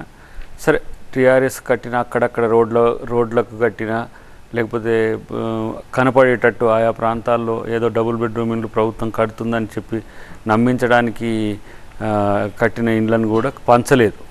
సో వాటిని పంచడమే కాదు, గతంలో ఇందిరమ్మ ఇండ్లు ఇచ్చిన వాటికి కూడా 5 lakhs ఎట్లా ఇవ్వాలనేది కొత్తగా దాదాపు 95,000 ఇండ్లు పైచిలకు మొదటి దశలో ఇండ్లు ఇవ్వడం, ప్రభుత్వంకు సంబంధించిన బిల్డింగ్ల యూటిలిటీ అనేది కూడా మీరు చెప్పిన దాంట్లో డెఫినెట్గా వాటిని బిల్డింగ్స్ ఖాళీ ఉన్నాయో వాటిని చేసే ఒక ప్రయత్నం ప్రభుత్వం చేస్తుంది. బట్ వన్ వ్యాలిడ్ క్వశ్చన్ ఏమైందంటే ఎడ్యుకేషన్ అండ్ హెల్త్ మీద మీ వ్యూహం ఏంది అనేది. డెఫినెట్గా ఎడ్యుకేషన్ అండ్ హెల్త్ అనేది క్రమేపీ తెలంగాణ రాష్ట్రంలో ఫ్రీ వైపే వెళ్ళిపోతుంది. అంటే 10+2 అనేది ప్రతి మండలంలో ఇంటర్నేషనల్ స్కూల్ను ఒకటి ఏర్పాటు చేయాలనేది కాంగ్రెస్ పార్టీ ప్రయోగాత్మకంగా ప్రయత్నం చేస్తుంది. ఇక్కడ అంటే ప్రతి ఎవ్రీ మండల్కు ఇంగ్లీష్ మీడియం ఇంటర్నేషనల్ స్కూల్ ఉంటుంది. అది 10+2 వరకు రెసిడెన్షియల్ ఏ విధంగా చేయాలనేది ఒక చర్చ అయితే, హాస్పిటల్స్ని కూడా దాదాపు 100 హాస్పిటల్స్ మల్టీ స్పెషాలిటీ హాస్పిటల్స్ని కనుక మనం 100 కోట్లతో కట్టుకోగలిగితే ఒక 10,000 కోట్లతో కంప్లీట్ అవుతుంది. అది పబ్లిక్ హెల్త్ని కూడా ఇంక్రీజ్ చేసినట్టు అవుతుంది. కాబట్టి ప్రైవేట్ హెల్త్ ధరలు కూడా పెరిగిన క్రమంలో పబ్లిక్ హెల్త్ని మనం ఫ్రీ చేసేస్తే మిగతా వాళ్ళందరూ కూడా ప్రైవేట్ హెల్త్ కొరకు పోరు. సో ఈ 2 అంశాలతో పాటు ఇప్పుడు హైదరాబాద్లో కూడా ఏవైతే స్లమ్స్ ఉన్నాయో వాటిని కూడా ఎట్లా ప్రక్షాళన చేయాలనే దాని దగ్గర ఒక ప్రణాళిక ఉంది. ఇప్పుడు ఎగ్జాంపుల్ మూసీ రివర్ ఫ్రంట్ అనేది ఒక మేజర్ ప్రోగ్రామ్ అనేది దాని మీద స్టడీ జరుగుతున్నది.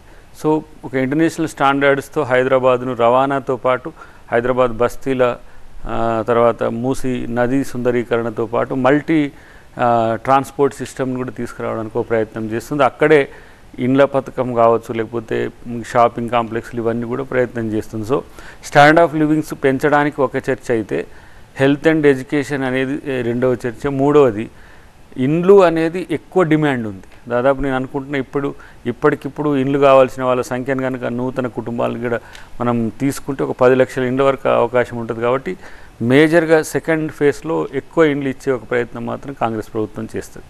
రైట్, మరో కాలర్ ఉదయ్ టెక్సాస్ నుంచి కాల్ చేశారు. ఉదయ్ గారు నమస్తే అండి, మీ క్వశ్చన్ ఏంటో అడిగాను. నమస్తే అండి, వెంకటేశ్వర్ గారు. నమస్తే సార్. నమస్తే ఉదయ్. నా ప్రశ్నలు యాక్చువల్లీ 3 ఉన్నాయి. ఒకటి, పార్టీలో చేరికల విషయంలో మీరు ముందు ఆన్సర్ చేశారు, but wanted to be more specific on it. అంటే వచ్చేటువంటి వాళ్ళు ఇంతకుముందు బీఆర్ఎస్ గవర్నమెంట్ ఉన్నప్పుడు, అప్పుడు టీఆర్ఎస్ గవర్నమెంట్ ఉన్నప్పుడు చెప్పిన కారణం ఏంటంటే బంగారు తెలంగాణ అనేటువంటిది. అప్పట్లో కాంగ్రెస్ పార్టీ దాన్ని అపోజ్ చేసింది. ఇప్పుడు పదవిలో ఉండి వచ్చేటువంటి వాళ్ళకి వాళ్ళు రాజీనామా చేసి రావాలి అనేటువంటి ఏదైనా క్రైటీరియా ఉంటుందా? లేదు ఎంటైర్ బీఆర్ఎస్ ని విలీనం చేసుకునే దిశగా వెళ్తారా? దాన్ని లీగలైజ్ గా చూపిస్తే అప్పుడు వాళ్ళు చేసింది ఒప్పు అనేది మీరు ఒప్పుకుంటారా అనేటువంటిది మొదటి ప్రశ్న. రెండోది, కాళేశ్వరం విషయంలో ఎటువంటి స్టాండ్ తీసుకోబోతున్నారు? అంటే దాన్ని రిపేర్ చేసి ఉపయోగంలోకి తీసుకొచ్చేటువంటి అవకాశాలు ఏదైనా పరిశీలిస్తూ ఉన్నారా, లేదంటే ఎంటైర్ ప్రాజెక్ట్ ని స్క్రాప్ గా పరిగణించే విషయంలో ఉన్నారా అనేటువంటి రెండోది. మూడవది, లిక్కర్ స్కామ్ లో అరెస్ట్ విషయంలో చూస్తే కేజ్రీవాల్ గారి అరెస్ట్ అక్రమము అన్నప్పుడు కవిత గారికి కూడా అదే వర్తిస్తుందా? లేదు అంటే ఇక్కడ రాష్ట్రంలో ఒక స్టాండ్, కేంద్రంలో ఒక స్టాండ్ అనేటువంటి సిద్ధాంతానికి కాంగ్రెస్ పార్టీ కావచ్చు, పార్టీ పెద్దలు కావచ్చు అనుసరిస్తూ ఉన్నారా? ఈ మూడు నేను అడగదలుచుకున్న విషయాలు సార్. ఒకటి, చేరికల విషయంలో ఒక ఏమన్నా దాని కరెక్ట్ పదం, ఒక పిటియెస్ట్ మూమెంట్ ఏంటంటే బీఆర్ఎస్ ఆ రోజున కాంగ్రెస్ కార్యకర్తలను, ఇతర పార్టీ నాయకులను డబ్బులు పెట్టి కొన్నమాట అందరికీ తెలుసు. కానీ ఈరోజు ఏ విధంగా కాంగ్రెస్ పార్టీకి లేకపోతే కొంతమంది బీజేపీకి వెళ్తురనే విషయం మీరు ఒక్కసారి ఆరాధిస్తే తెలుస్తుంది. బీఆర్ఎస్ డిక్లైనింగ్ అనేది వేగవంతంగా ఈ ఎలక్షన్స్ తర్వాత పడిపోతున్న పరిస్థితి ఉన్నది. కాబట్టి వాళ్ళని ఆ ప్రాతిపదికన కాంగ్రెస్ పార్టీ ఆహ్వానిస్తుంది తప్పితే రాజకీయ ప్రయోజనం ఇంతకంటే ఎక్కువ ప్రజలు మాకు ఇచ్చేది ఏం లేదనేది ఒకటి. రెండవది, కేజ్రీవాల్ అరెస్ట్ను, కవిత అరెస్ట్ను మీరు ఎట్లా చూస్తుండ్రు అనేది రెండూ అక్రమంగానే జరిగినాయి నా దృష్టిలో. ఇప్పుడు అంటే ఎన్నికల కోసం జరిగినవి, ఇంతకు ముందే జరగాల్సినవి. అంటే వాళ్ళ రాజకీయ ప్రయోజనం కోసం మాత్రమే ఈరోజు బీజేపీ ఇలాంటి అరెస్టులను చేస్తుంది తప్పితే దానివల్ల వచ్చే ప్రయోజనం కూడా లేదనేది నా అభిప్రాయం. మూడవది ఏంటంటే కాంగ్రెస్ పార్టీ చేరికల విషయంలో అనుసరిస్తున్న విధానం విషయంలో వస్తున్న విమర్శలు కేటీఆర్ అండ్ హరీష్ రావు, కడియం శ్రీహరి, ఇటువైపు రాజాసింగ్, మనోడు లక్ష్మణ్, ఎంపీ లక్ష్మణ్ మాట్లాడుతున్న అంశాలను మీరు ఒకసారి బేరీజ్ వేసుకోండి. ఈ ప్రభుత్వం ఎంపీ ఎలక్షన్స్ అయిపోయిన తర్వాత ఉంటాయా, ఎక్కువ రోజులు ఉంటాయా అంటే వాళ్ళకి అది సమాధానం అవుతున్నది. ఇప్పుడు ఏ పార్టీ ఉంటుంది, ఎవరు ఉండరు అనేది ప్రజలకు అర్థమవుతున్నది. చేరికలు చేర్చుకుంటేనేమో ఇది అక్రమంగా చేర్చుకుంది అంటారు, ప్రభుత్వాన్ని కూరగడతా అంటే ఎవరు సపోర్ట్ చేస్తలేరు. మరి వీళ్ళు ఎందుకు అంటున్నారు ఆ మాట? కాబట్టి ప్రభుత్వం చాలా జాగ్రత్తగా ఉంది. వాళ్ళకు ఉండే సమాచారం ఏందో అంతకంటే ఎక్కువ సమాచారం కాంగ్రెస్ పార్టీ దగ్గర ఉంటుంది, తర్వాత ప్రభుత్వం దగ్గర ఉంటుంది. కాబట్టి డెఫినెట్గా ప్రభుత్వం డాంబికాలకో లేకపోతే గతం ప్రభుత్వం మాదిరిగానో ఏదో తన ప్రదర్శన ప్రభావం చూపించుకోవడానికి ఎక్కువ ఇంట్రెస్ట్గా ఉండదు. ప్రజలు మా లక్ష్యం ఉంటారు కాబట్టి వాళ్ళ కొరకు పనిచేయడమే ప్రభుత్వ లక్ష్యంగా ఉంటుంది. రైట్. అంటే కొత్తగా వచ్చిన వాళ్ళని పార్టీలో చేర్చుకొని వారికి ప్రయారిటీ ఇస్తున్నారు, పాత వాళ్ళకి సీనియర్ మోస్ట్ వాళ్ళకి ప్రయారిటీ ఇస్తలేరని రీసెంట్గా ఈ రెండు నెలల పాటు ఆగితే తర్వాత పాత వాళ్ళకి ఏ విధంగా అర్థం చేసుకోవచ్చు అంటే డెఫినెట్ ఈ 2 నెలల తర్వాత విహెచ్ గారితో పాటు మాలాంటి వాళ్ళందరితో పాటు కార్యకర్తలకు కూడా నాట్ ఈవెన్ ఏదో టాప్ లెవెల్లో కనపడుతున్న ఫేసెసే కాకుండా క్షేత్రంలో పనిచేసిన ప్రతి కార్యకర్త సంతోషపడే విధంగా కార్యాచరణ ఉంటుంది. ఇప్పుడున్న పరిస్థితుల్లో కొంత ఈ మెలో డ్రామా నడుస్తుంది, దాన్ని కొన్ని రోజులు భరించాల్సిందే. ఎందుకంటే గెలుపు, ఎన్నికలు ఇవన్నీ కూడా కొంత it related to power. So వాటిని కాపాడుకునే ప్రయత్నం చేస్తుంది ప్రభుత్వం. ప్రకాష్ చికాగో నుంచి కాల్ చేశారు. ప్రకాష్ గారు నమస్తే అండి, మీ క్వశ్చన్ ఏంటో దయాకర్ గారిని అడగండి. హాయ్ అండి దయాకర్ గారు, నమస్తే. నమస్తే brother. First of all congrats. Second thing, మీరు కూడా సమ్ పోస్ట్ కోసం ఎమ్మెల్యేగా ట్రై చేస్తారు, సీట్ కోసం చేశారు, ఎమ్మెల్సీగా చూశారు, ఇంకా మీకు కూడా ఫ్యూచర్ లో రావాలని కోరుకుంటున్నాం. First thing. క్వశ్చన్ వచ్చేసి, ఒకవేళ అంటే మనకు తెలియదు బట్ అట్లీస్ట్ ప్రెడిక్షన్స్ ఇవన్నీ అయితే బీజేపీ ఫేవర్డ్ గానే ఉంది థర్డ్ టైం కూడా on central. So me stand ఏంటి? ఒకవేళ మీరు ఎంతమంది గెలిపించుకున్నా మళ్ళీ సేమ్ ఇదివరకు లాగా టీఆర్ఎస్ లాగే ఓకే వాళ్ళు ఇవ్వలేదు మేము తీర్చలేదు అన్న కాన్సెప్ట్ లో వెళ్దాం అనుకుంటున్నారా ఒకవేళ కాంగ్రెస్ రాకపోతే హైకమాండ్ లో? ఒకవేళ సెకండ్ థింగ్, మీరు ఇంప్లిమెంట్ 6 హామీలను మెయిన్ గా వచ్చారు. I think couple of them already start చేశారు, ఇంకా కొన్ని ప్రాసెస్ లో ఉన్నాయి. కానీ మెయిన్ ఇంకా స్టిల్ ఇంకా ఇంప్లిమెంట్ అవ్వాల్సినవి ఉన్నాయి. అసలు మీరు ఎంత కాన్ఫిడెంట్ గా ఉన్నారు అసలుకి? ఫస్ట్ ఆఫ్ ఆల్ ఎందుకంటే మీరే చెప్తున్నారు డబ్బులు లేవు ఇక్కడ ఏమి అంటున్నారు. మీరు కూడా జస్ట్ సంక్షేమం ఇంకా అంతా అప్పులు తీసుకొచ్చి ఏపీ లాగా పనిచేసి ప్లాన్ లో ఉన్నారా, లేకపోతే ఇంకొక అంటే అసలు మీరు ఏ వ్యూలో వెళ్దాం అనుకుంటున్నారని అడుగుదాం అనుకుంటున్నాం అంతే. ఎనీవే థ్యాంక్స్ అండి. ఒకటి సరే, ఇప్పుడు ప్రభుత్వం వచ్చిన తర్వాత డెఫినెట్గా కొంత సమస్యల్ని చూడడం అనేది ఉంటుంది. కానీ నా నాలెడ్జ్లో నేను కూడా నాకు కొంత కామర్స్లో దాంట్లో ఇంతో అంతో కొంత అనుభవం ఉన్నది కాబట్టి చెప్తున్నా. 75,000 crores per annum రెవెన్యూస్ పెంచుకోవచ్చు జిఎస్టీని కానీ, లేకపోతే ప్రజల మీద భారం పడకుండా. అతి త్వరలో ఈ ఎకనామిక్ ఇయర్లోనే దాన్ని ఏ విధంగా మనం రికవర్ చేసుకోవచ్చు అనే దాని దగ్గర ప్రభుత్వం దగ్గర ఒక స్ట్రాటజీ ఉంది. డెఫినెట్గా రఘురామ్ రాజన్ గారు ఇచ్చిన సూచనలు తీసుకోవడం ఒకటి. ఆర్థిక దుబారాన్ని అరికట్టగలిగితే 30% మనం సేవ్ చేసుకోవచ్చు. తర్వాత ఈ 6,81,000 కోట్లు దాదాపు 7 లక్షల కోట్ల రూపాయల అప్పు విషయంలో ఈఎంఐస్ని కానీ లేదంటే ట్యాక్సెస్ ఇంట్రెస్ట్లు కానీ ట్యాక్సెస్ని కానీ ఏ విధంగా తగ్గించాలనేది కేంద్ర ప్రభుత్వం సహకరిస్తే అది తగ్గే అవకాశం ఉంటుంది. కానీ నాకు తెలిసి ఒక్క 4-5 months రెవెన్యూ రిసీట్స్ తగ్గుతాయి. సో ఇంకా మేము మద్యం నుంచి వచ్చే ఆదాయాన్ని తగ్గించాల్సిన అవసరం ఉంది. ఎందుకంటే ఈ బెల్ట్ షాపుల విషయంలో కానీ ఈ న్యూ ఎక్సైజ్ పాలసీ వచ్చిన తర్వాత ఈ డ్రగ్స్కు సంబంధించి కానీ మద్యానికి సంబంధించి కానీ దాన్ని అరికట్టే విధానం ఉంది. అరికట్టడం అంటే రెగ్యులరైజ్ చేసే ఒక ప్రయత్నం ఉంటుంది కాబట్టి దాంతో కూడా రెవెన్యూస్ తగ్గుతాయి. సో ఫస్ట్ ఇయర్ కొంత రెవెన్యూస్ తగ్గినప్పటికి కూడా సెకండ్ ఫినాన్షియల్ ఇయర్తో దాన్ని పెంచుకునేది ఎట్లా అనేది ఒక చర్చ. మూడవది ఏంటంటే బ్యూటిఫుల్ బడ్జెట్స్ ఉన్నాయి తెలంగాణ, వాటిని మిస్యూజ్ చేసింది గతంలో ప్రభుత్వం. వాటిని కాంట్రాక్టర్ల జేబులు నింపడానికో, దుబారా చేస్తూ అక్రమంగా ఇతర పథకాలకు మళ్లించడానికో, కేంద్ర ప్రభుత్వం నుంచి రావాల్సిన గ్రాంట్స్ని తీసుకోకుండా ఎవరక్కడ ప్రయత్నం చేయకుండా ఉండడము, ఇట్లాంటివి కొన్ని జరిగినాయి. కాబట్టి ఇప్పుడు రియల్ బడ్జెట్ మీ ముందుకు వచ్చింది. దానికి అల్టిమేట్ నాకు తెలిసి 90% రెవెన్యూస్ని ఏ విధంగా తీసుకురావాలనే దాని దగ్గర బట్టి విక్రమార్క గారు ఒక ప్రణాళికతో ముందున్నాడు. కాబట్టి డెఫినెట్గా అది చేస్తాం. ఏదో ఆశలు పెట్టి అధికారంలోకి వచ్చినట్టుగా కాకుండా ఆ ఆశయాన్ని నెరవేర్చే దిశగా ప్రభుత్వం ఉంటుంది. ఈ 5 yearsలో అమోఘమైన అభివృద్ధిని మీరు హైదరాబాద్లో, రెస్ట్ ఆఫ్ ది హైదరాబాద్ అంటే మీ రూరల్ తెలంగాణలో కూడా మీరు చూస్తారు. దాన్ని ఇప్పుడే గవర్నమెంట్ వచ్చింది, వెంటనే ఎలక్షన్స్ కాబట్టి ఇవన్నీ కూడా ఎలక్షన్స్ ఫ్రంట్స్ అన్ని ఏమంటారు టాక్టిక్స్ అన్నీ నడుస్తుంటాయి. కాబట్టి మీ ఇలాంటి వాళ్ళకు ఎక్కువగా ప్రభుత్వము కక్ష సాధింపులు ఇలాంటి చర్చ వస్తుంది. కానీ భవిష్యత్తులో మొత్తం డెవలప్మెంట్ అండ్ వెల్ఫేరే మీరు చూస్తారు. రైట్ అండి. సో మీరు బీఆర్ఎస్తో శత్రుత్వం చూపిస్తూ బీజేపీని లైట్ తీసుకున్నట్లు కనిపిస్తోంది, నిజమేనా? అవి రెండు కూడా ఒకటే నా దృష్టిలో. అవి రెండు ఒక ఘాటాన్ని చూస్తాం. సో గతంలో ఉన్న పెర్ఫార్మెన్స్ కంటే కూడా బీజేపీ చాలా తక్కువ చూపిస్తుందని మా అంచనా.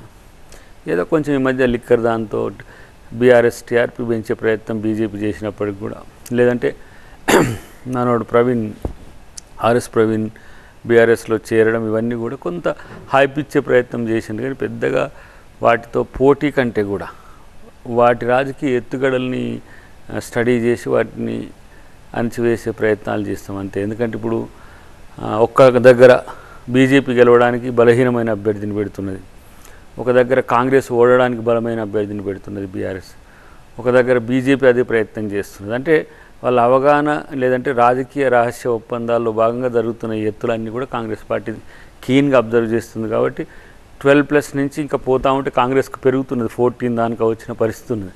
సో ఆ రెండింటిని మార్జినలైజ్ చేయడమే మేము చేయాల్సిన పని భవిష్యత్తులో. అంటే ఇప్పుడు ఓటింగ్ శాతం కూడా గ్రేటర్ హైదరాబాద్లో కానీ బీజేపీ తన ఓటింగ్ శాతం పెంచుకుంది. మొన్న జరిగిన ఎలక్షన్స్లో కూడా కాంగ్రెస్కి హైదరాబాద్ సరౌండింగ్స్, సికింద్రాబాద్ సరౌండింగ్స్ చాలా తక్కువ ఓటింగ్ వచ్చింది. దీనిపై ఎలా ఫోకస్ చేస్తున్నారు మీరు? గ్రాడ్యువల్గా కాంగ్రెస్ పార్టీకి ఓటింగ్ పర్సంటేజ్ పెరుగుతుంది.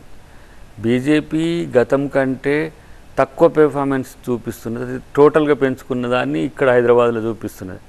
మాకు కంటెస్ట్ ఉండే 2-3 వాటిలలో కీన్ కంటెస్ట్ ఉంటుంది. వాటి పట్ల అది కూడా ఒక 2 ప్రాంతాల్లో ట్రయాంగిల్ ఉంటుంది, కొన్ని ప్రాంతాల్లో డ్యూయల్ కంటెస్ట్ ఉంటుంది.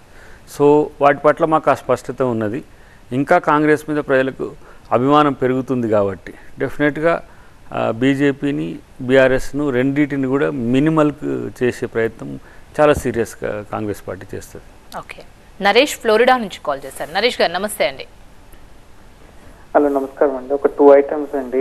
ఒకటి ఈ విహెచ్ హనుమంతరావు కూడా ఉండేసేసి కొంచెం ప్రోటోకాల్ ప్రకారము ఈ కాంగ్రెస్ లో మీరు ఏం చేయకుండా కొంచెము ప్రోటోకాల్ ప్రకారము గౌరవం ఇచ్చేసుకొని ఇదివరకు మేము చూసామండి. ఇది కుర్చీలు వేయలేదని, స్టేజ్ మీదకి విలువలేదని, లేకపోతే మాకు కరెక్ట్ పదవులు ఇవ్వలేదని మీరు చాలా ఓర్పుగా అసలు కాంగ్రెస్ లో ఉన్నారా మీరు బీజేపీలో ఉన్నారా అంటే మీరు పాటించే ఆ డిసిప్లిన్ కూడా చూస్తే కాంగ్రెస్ లో ఇటువంటి లీడర్ కూడా ఉన్నాడా? ఏ పదవులు ఇవ్వకపోయినా ఏం ఆశించకుండా ఏది ఇచ్చినా కానీ చేస్తా అని మీరు అటువంటి వాళ్ళు ఉన్నారా అని కూడా అనిపిస్తుంది అండి ఒక్కొక్కసారి. బట్ వేరే వాళ్ళు కూడా పాటిస్తే, ఎందుకంటే ఇప్పుడు యూట్యూబ్ లో ఒక 5 minutes బిట్ చాలండి దాన్ని ట్రోల్ చేయడానికి. వాళ్ళు ఇప్పుడు చాలా మంది అది కొంచెం విహెచ్ హనుమంతరావు వేరే వేరే సీనియర్స్ కి చెప్పేసేసి ఇప్పుడు కొంచెం రక్తం మారింది. మాట్లాడే వాళ్ళు పౌరుషంగా ఉన్న వాళ్ళు ఉండాలి, ఇట్లా వట్టిగా ఎవరి మీద వాళ్ళు పడితే తుమ్మేసుకోవడం కాదని కొంచెం చెప్పండి వాళ్ళకు కూడా ఆ ప్రోటోకాల్ అలాగా. ఇంకోటండి, ఎలక్ట్రల్ ఓట్స్ది బీజేపీది 6,000 crores ఉన్నాయండి. మన దేశంలో సగం మంది జనాభాకి 6,000 crores లో ఎన్ని సున్నాలు ఉంటాయో తెలియదండి. అటువంటిది ఎంతో పెద్ద స్కామ్ ఇది. బట్ తెలుగు రాష్ట్రాల్లో ఎవరికి నాకు తెలిసి ఎవరు మనము స్కూళ్ళకు మనం ఇవ్వట్లేదు, అందరం సోమరిపోతులను చేస్తున్నాం. ఇలాగా ఉచిత హామీలు, బస్సు పథకాలు అవి ఇవి ఇచ్చేసేసి, కానీ చదువుకున్నవానికి ఏమి ఇవ్వట్లేదు. స్టూడెంట్స్ కి కదా జగన్ కదా ఇచ్చినట్టు అట్లా ఇచ్చేసేసి చేస్తే చదువుకున్న వాళ్ళు ఎన్ని సున్నాలు ఉన్నాయో తెలుస్తుంది. కానీ మనకు వాళ్ళు ఓట్లేరు, మనము వాళ్ళ గురించి పట్టించుకోం కాబట్టి చాలా మందికి 6,000 crores లో ఎన్ని సున్నాలు ఉంటాయో తెలియదంటే అది పెద్ద బిగ్ స్కామ్. అది ఇప్పుడు మెగా ఇంజనీరింగ్ కానీ ఈ యశోద హాస్పిటల్ కూడా మీకు కూడా ఎలక్ట్రల్ ఓట్స్ ఇచ్చారు, దాన్ని మీరు ఎందుకు యూజ్ చేసుకోవట్లేదు? అదొక పెద్ద స్కామ్ అని మీరు ఇక్కడ తెలంగాణలో చేస్తే, తెలంగాణలో చాలా మంది సౌత్ నుంచి నార్త్ నుంచి చాలా వరకు ఉన్నారు. ఏది వాళ్ళు వచ్చి మీరు రేవంత్ రెడ్డి కనుక ఒకటి ఎలక్ట్రల్ ఓటు పెద్ద బిగ్ స్కామ్, బీజేపీది 6,000 crores ఇవన్నీ ఎవరే పెడుతున్నారు ఏంటి అంటే మీద కూడా ఉంది యశోద హాస్పిటల్. బట్ కొంచెం అది దాన్ని ఎందుకు హైలైట్ చేయట్లేదని చెప్పండి. ఎలక్ట్రల్ బాండ్స్ అనేది ఏ విధంగా జరుగుతున్నాయి అనేది ఈ మధ్య సుప్రీంకోర్టు తీర్పు, ఎస్బీఐకి సంబంధించిన వ్యవహారం చూసుంటారు. డెఫినెట్గా హనుమంతరావు గారి విషయంలో మీరు చేసిన కామెంట్ అనేది వారు ఎప్పుడు కూడా సూచనపూర్వకంగా ఒక అభ్యర్థన ఉంటుంది, దాన్ని అధిష్టానం కూడా దాన్ని ఆహ్వానిస్తుంది, కొన్ని సూచనలు తీసుకొని కూడా పరిష్కరించే ప్రయత్నం ఉంటుంది. అది నెగిటివ్ వైపుగా కాకుండా పార్టీలో ఉండే కార్యకర్తల వాయిస్గా ముఖ్యమంత్రి గారు కూడా చూస్తారు కాబట్టి పెద్ద సమస్య కాదు. బట్ ఇక్కడ ఎలక్ట్రల్ బాండ్స్ ఇష్యూలో మాత్రం భాజపా చేస్తున్న రాజకీయాలన్నిటి కూడా కాంగ్రెస్ పార్టీ ఎక్స్పోజ్ చేయనంతగా సుప్రీంకోర్టు ఎక్స్పోజ్ చేసింది. అంటే ఒక యుద్ధంలో గెలవాలంటే ఇద్దరు సరైన సమఉజ్జీలుగా ఉండాల్సిన స్థితిలో కాంగ్రెస్ పార్టీకి ఎలక్ట్రల్ బాండ్స్ ఇవ్వకుండా ఏ విధంగా బీజేపీ చేసిందో గతంలో చూసినాం. కాబట్టి వాళ్ళకి 6,000 కోట్ల రూపాయలు ఇవాళ పెద్ద ఎత్తున రావడం ఒక ఎత్తు. రెండవది ఏంటంటే వాళ్ళని బెదిరించి, ఎవరి మీదనైతే సిబిఐ ఈడీ దాడులు చేస్తారో వాళ్ళని బెదిరించి వాళ్ళ మీద దాడులు చేసిన తర్వాత వాళ్ళ దగ్గర ఎలక్ట్రల్ బాండ్స్ రాసుకోవడం అనేది జరిగింది. కొన్ని నష్టాల్లో ఉన్న దివాలా తీసిన కంపెనీల నుంచి కూడా వాళ్ళు విరాళాలు సేకరించినట్టుగా సమాచారం ఉంది. కాబట్టి బీజేపీ ఈ తరహా దివాలాకోరు రాజకీయాల వలన రేపు దేశంలో కూడా చాలా నష్టపోయే అవకాశం ఉందనేది ఒక చర్చ. అయితే అన్నిటికంటే మిక్కిలి ఇప్పుడు కేజ్రీవాల్ అరెస్ట్తో ఏ విధంగా అది నార్త్లో కూడా తన పరువును తీసుకుంటుందో చూస్తున్నాం. అంటే ఒక సిట్టింగ్ ముఖ్యమంత్రిని అరెస్ట్ చేసిన తీరు గమనిస్తే మీకు గమనంలోకి వస్తుంది. బీజేపీకి భవిష్యత్తులో ప్రజలు తగిన గుణపాఠం చెప్తున్నది మా యొక్క అంచనా. బట్ వేరాజ్ నేను అంటున్నా, ఉచిత విద్య లేకపోతే ఉచితాలకు సంబంధించి కొంతమంది మిత్రులు చాలాసార్లు మమ్మల్ని కూడా ప్రశ్నిస్తుంటారు, మీరు ప్రజల్ని సోమరిపోతులను తయారు చేస్తున్న రాజకీయ వ్యవస్థ అనేది. కానీ ప్రభుత్వం నిజంగా తన పరిపాలన సమర్థవంతంగా నిర్వహిస్తే ప్రభుత్వమే నేరుగా అన్ని అవసరాలను ప్రజలకు తీర్చే ఒక అతిపెద్ద వ్యవస్థగా భవిష్యత్తులో అవతరించవచ్చు. ఎందుకంటే ఈరోజు 40 లక్షల కోట్ల రూపాయల బడ్జెట్ కేంద్రానికి, దాదాపు 3 లక్షల కోట్ల రూపాయల బడ్జెట్ రాష్ట్రాలకు ఉంటున్న పరిస్థితి. ప్రజలు కట్టిన పన్నుతోనే ప్రజలకు సేవ చేసే పని అది. కాబట్టి ఎవరైతే హైయెస్ట్ ట్యాక్స్ పేయర్స్ ఉంటారో వాళ్ళకి సంబంధించిన అంశంలో బెనిఫిట్స్ గురించి అడగొచ్చు. కానీ ప్రభుత్వం చేస్తున్న సంక్షేమ పథకాల్లో అన్ని డొల్లగా ఉండడానికి చాలా తక్కువ అవకాశాలు ఉన్నాయి. మినిమం నీడ్స్ను ప్రజలకు అందించే ఉద్దేశంతో, లక్ష్యంతో జరుగుతున్న వాటిని మాత్రం విమర్శిస్తే కొంత ఇబ్బందికరం ఉంటుందని నా అంచనా. ఇప్పుడు మీరు పార్లమెంట్ ఎలక్షన్స్లో ఎంత మీ టార్గెటెడ్ సీట్స్ ఎన్ని? అది 12+ ఉండే అది 14 వరకు వస్తున్న పరిస్థితి ఉన్నది. సో గతంలో మొట్టమొదటిగా ఉన్నప్పుడు 9+ ఉండే, అక్కడి నుంచి గ్రాడ్యువల్గా పెరుగుతున్నది. సో తెలంగాణలో నార్త్ తెలంగాణ ఓటు చేయడానికి కొంచెం ఇబ్బందికరంగా ఉండే అప్పుడు ఎమ్మెల్యే ఎలక్షన్స్ అప్పుడు. బట్ ఇప్పుడు అది కూడా మారుతున్నది. ఆదిలాబాద్, నిజామాబాద్, కరీంనగర్ వైపు కూడా ఎలక్షన్స్ వరకే 17 రావచ్చు అంటారా? 17 కష్టమే, 14 వరకు రావచ్చు. 14 అనేది అయితే టార్గెట్గా ఉంది. ఎంత మేరకు వస్తుందంటే వాళ్ళు బలంగా బలహీనపడుతున్నారు, ఇద్దరు వేగంగా ఒకరి మీద ఒకరు పోటీ పడుతూ. ఎందుకు వాళ్ళ మధ్యన పొరపచ్చాలు వచ్చినాయి తెలియదు, కానీ ఎమ్మెల్యేలకు బీజేపీ సపోర్ట్ చేయాలి, ఎంపీలకు బీఆర్ఎస్ సపోర్ట్ చేయాలి. సో బీజేపీని సమర్థించడం కంటే బీఆర్ఎస్ బలపడడానికి చేస్తున్న ప్రయత్నాల్లో వాళ్ళు ఇద్దరు తక్కువ అవుతారని నేను అనుకుంటున్నా. చూడాలి ఏం జరుగుతుందో. ప్రజా తీర్పే అంతిమంగా డెఫినెట్గా వాళ్ళ నిర్ణయం మీదనే ఆధారపడి ఉంటుంది. ఇప్పుడు ఎలక్షన్స్లో మీరు ఏ ఎజెండాతో ముందుకెళ్తున్నారు? అంటే 6 గ్యారెంటీల హామీలతో ముందుకెళ్తున్నారా, లేకపోతే ఫోన్ ట్యాపింగ్, మేడిగడ్డ పిల్లర్ కుంగడం, ధరణిపై మళ్ళీ గొర్రెల కుంభకోణం కూడా ఏసీబీ విచారణ ముమ్మరం చేసింది. సో ఈ స్కామ్ని ప్రజల్లోకి తీసుకెళ్తారా? 6 గ్యారెంటీలతో ముందుకెళ్తారా? ఎలా వెళ్ళబోతున్నారంటారు? 6 గ్యారెంటీలు అనేది మా బాధ్యత. మేడిగడ్డ, మిగతా అవినీతి అక్రమాలు అనేది వాళ్ళు చేసిన అన్యాయం, వాటిని చెప్పాల్సిందే. రేపు ఎంపీలు గెలిస్తే కేంద్రంలో బీజేపీ ప్రభుత్వాన్ని ఏ విధంగా నిలదీయొచ్చో దాన్ని చెప్తాం. ఎందుకంటే ఈ 10 సంవత్సరాల్లో అసమర్థ పాలన, అవినీతికి సంబంధించిన అంశాలు ఎన్నోసార్లు చెప్పుకున్నాం. అన్నిటికంటే ఎక్కువ ఏంటంటే ఈ దేశం ప్రజాస్వామ్య దినాలను చాలా తక్కువ చేసి రేపటి రోజున ఈ దేశాన్ని రాజ్యాంగబద్ధమైన దేశంగా ఉంచడానికి కూడా ఇష్టపడని మోడీని భవిష్యత్తులో గెలిపించకుండా ఉండాలంటే కాంగ్రెస్ పార్టీకి ఓటు చేయాలి. రాజ్యాంగ పరిరక్షణ కానీ, ఈరోజు మతాల మధ్యన వైరుధ్యాలు లేకుండా ఉండాలన్నా, లేదంటే అభివృద్ధి, సంక్షేమం, సమపాల్లో ఉండాలన్నా అది కాంగ్రెస్ పార్టీతోనే సాధ్యం. కాబట్టి బీజేపీకి ప్రజలు ఇప్పటికే వాళ్ళు పోటీ చేసేదానికంటే ఎక్కువ గెలుస్తామని చెప్తుండ్రు. 400 మాకు వస్తాయి, 402, 450 అని ఒక చర్చ జరుగుతుంది. కానీ వాస్తవంగా 180 నుంచి 190 మధ్యనే వాళ్ళ గెలుపు అవకాశాలు ఉన్నాయి. మేము మెరుగైన అవకాశాలను పెంచుకొని ప్రభుత్వాన్ని ఏర్పాటు చేసే దిశగా కాంగ్రెస్ పార్టీ ఆలోచిస్తుంది. ఎన్ని కుట్రలు చేసినా రేపటి రోజు నిర్ణయం అంతిమంగా ప్రజాస్వామ్యాన్ని ప్రజలే రక్షించుకుంటారనేది మా యొక్క అంచనా. దాన్ని అంటే మాకు ఎలక్ట్రల్ బాండ్స్ను కూడా నిలువరించడమే కాకుండా ఒక 12 ఖాతాలను సీజ్ చేసిండ్రు. అంటే ఏంది, వాళ్ళకేమో 6,000 కోట్లు 7,000 కోట్ల నిధులు ఉండాలి, కాంగ్రెస్ పార్టీకి అసలు ఏ నిధులు ఉండకూడదు. సో అలాంటి కుట్రలు ప్రజలు గమనిస్తున్నారు. కాబట్టి మోడీ వాడి తగ్గిన రోజుల్లో చాలా నష్టపోతారు అనేది మా యొక్క అంచనా. చూద్దాం ఏం జరుగుతుందో. ఓకే, మీరు ఇందాక కూడా చెప్పారు, రేవంత్ రెడ్డి గారి నోట్ నుంచి కూడా విన్నాము, లంక బిందెలు అనుకొని వచ్చాం కానీ ఖాళీ బిందెలు ఉన్నాయని చెప్పేసి అన్నారు. కానీ అది ఎంతవరకు ప్రజలు తీసుకుంటారంటారు? ఎందుకంటే మేము అధికారం మీకు కట్టబెట్టాం కాబట్టి మీరు డెఫినెట్గా అది ఏది ఉందనేది ప్రజలకు సంబంధం లేదు, చేయాల్సింది ఒకటే ప్రజలు చూస్తారు. డెఫినెట్గా అయితే అది చేయలేమని కాదు, వాళ్ళు చేసిన అకృత్యాలను చెప్పాల్సిన బాధ్యత ఉంటుంది. మట్టి బిందెల్ని కూడా బంగారు బిందెలుగా మార్చగలం, అదేం పెద్ద సమస్య కూడా కాదు. అన్నిటికంటే ముఖ్యంగా ఏంటంటే కేసీఆర్ ఇవ్వగలిగినవి రేవంత్ రెడ్డి గారు ఇవ్వలేరు అనేది తప్పు. అంతకంటే ఎక్కువ అవకాశాలని ప్రజలకు ఇచ్చే ఒక బ్లెస్డ్ ఒక లీడర్గా ఈరోజు రేవంత్ రెడ్డి గారు అవతరించింది. డెఫినెట్గా మా క్యాబినెట్ కూడా కలెక్టివ్గా ఆ పని చేస్తున్నాయి. అన్ని శాఖల సామర్థ్యాలను పెంచుతూ నిధుల సమీకరణ నుంచి ఏ విధంగా ఆ శాఖలు నిర్వహించవచ్చు, వాళ్ళ బాధ్యతలు వాళ్ళు కాక సెంట్రిక్గా కేసీఆర్ సెంట్రిక్గానే ప్రభుత్వం జరిగినట్టు కాకుండా ఇండిపెండెంట్గా కూడా మంత్రులు పనిచేస్తున్న క్రమంలో రేపు అన్ని పథకాలను సమర్థవంతంగా అమలు పరిచే ప్రభుత్వంగా ప్రజలతో పేరు తెచ్చుకోవడమే మా ముందున్న లక్ష్యమని నేను అంటున్నాను. Right, thank you so much Addanki Dayakar గారు, మీ వాల్యుబుల్ టైంని వార్తకి కేటాయించినందుకు. ఇది ఇవాల్టి వార్ది. చూస్తూనే ఉండండి TV9.